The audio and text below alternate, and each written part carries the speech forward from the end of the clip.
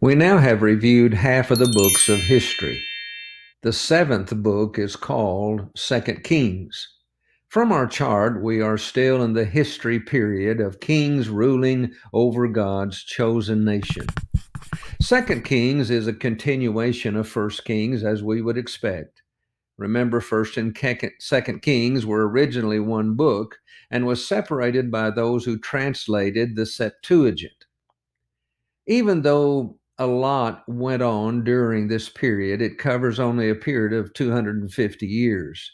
This was from the death of Ahab, the king of the northern kingdom, all the way to the captivity of Judah.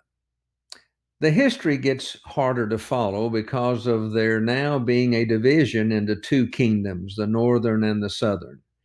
It was in First Kings that we saw the kingdom divide after Solomon's death.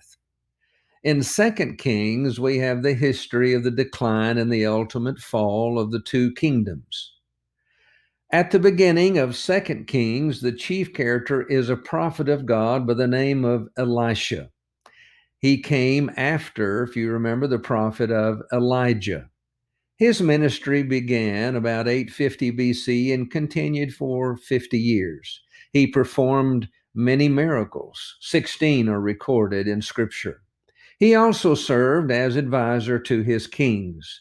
He was the leader of the schools of the prophets, sometimes compared to our preaching schools today.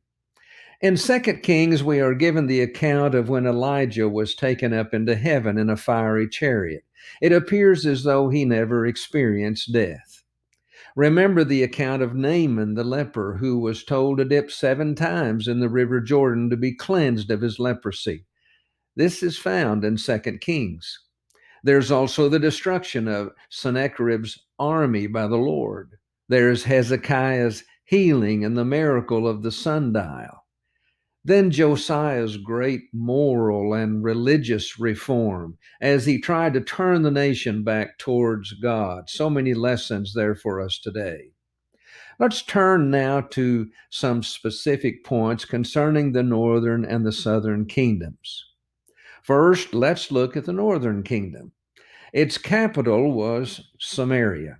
19 kings ruled during its history, and sad to say, none of them were righteous kings.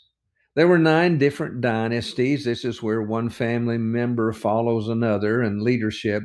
And all of these 9 different dynasties ended violently. The nation was generally given over to idolatry, calf worship, and Baalism. The northern kingdom was also called Israel, Ephraim, Jacob, or Samaria. There was even persecution of those who remained righteous and followed Jehovah.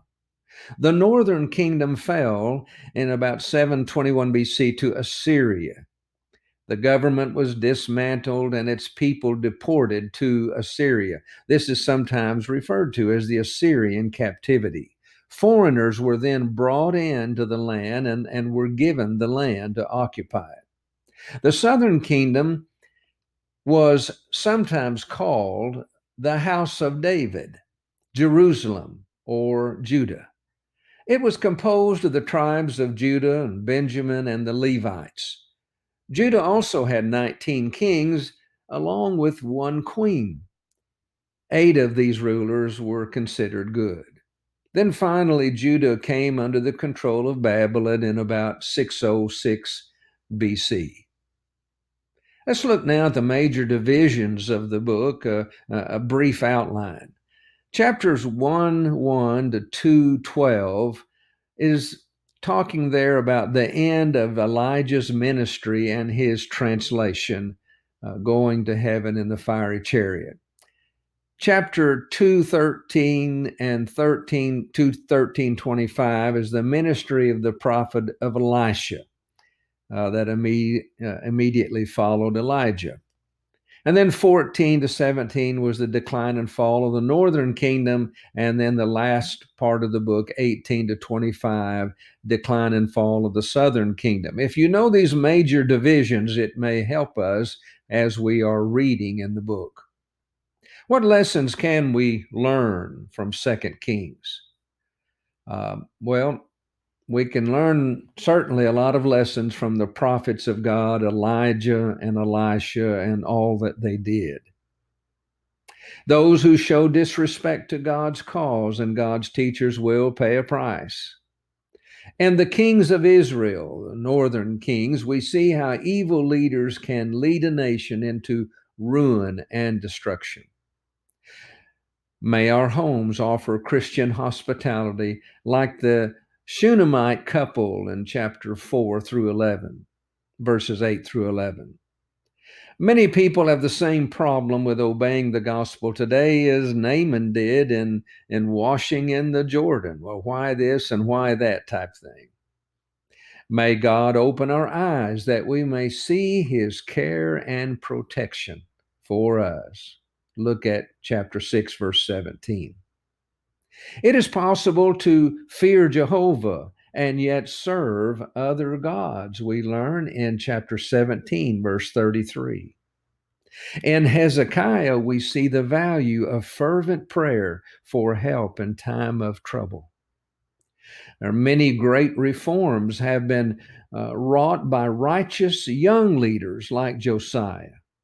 And of course, we think about the scripture in 1 Timothy 4:12, do not despise our youth. Second Kings, so much valuable history, so many lessons.